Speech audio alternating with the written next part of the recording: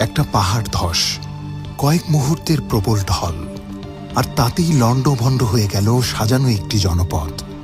নেপাল ও তিব্বত সীমান্তে ভয়াবহ বন্যা ও ভূমিধসে এখন পর্যন্ত প্রাণ হারিয়েছেন অন্তত ১৬৫ জন।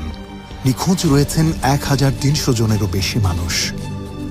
স্বজনদের অপেক্ষা এখনো শেষ হয়নি, চলছে উদ্ধার অভিযান। বিশেষজ্ঞরা বলছেন, পাহাড়ি এলাকায় তুষারধস কিংবা ভূমিধসে যখন নদীর গতিপথ আটকে যায়, তখন সেখানে বিপুল পরিমাণ পানি জমে যেতে পারে। আর কোনো এক সময় সেই প্রাকৃতিক বাঁধ ভেঙে গেলে মুহূর্তের মধ্যেই নেমে আসতে পারে ভয়াবহ এক ঢল। প্রাথমিকভাবে এই দুর্যোগের কারণ হিসেবে ভূমিকম্পকে মনে করা হলেও পরবর্তী বিশ্লেষণে উঠে এসেছে ভিন্ন তথ্য।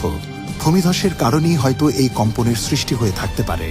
তবে সবচেয়ে উদ্বেগের বিষয় হল, উজানে এখনও নদীর গতিপথ আটকে থাকার আশঙ্কা রয়েছে। ফলে নতুন করে আরও একটি ভয়াবহ ঢল নেমে আসার শঙ্কাও করছেন বিশেষজ্ঞরা।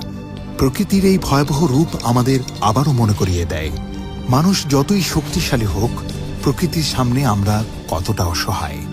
মুহূর্তের মধ্যেই বদলে যেতে পারে হাজারো মানুষের জীবন, ভেঙে যেতে পারে একটি জনপদ, একটি পরিবার, একটি স্বপ্ন।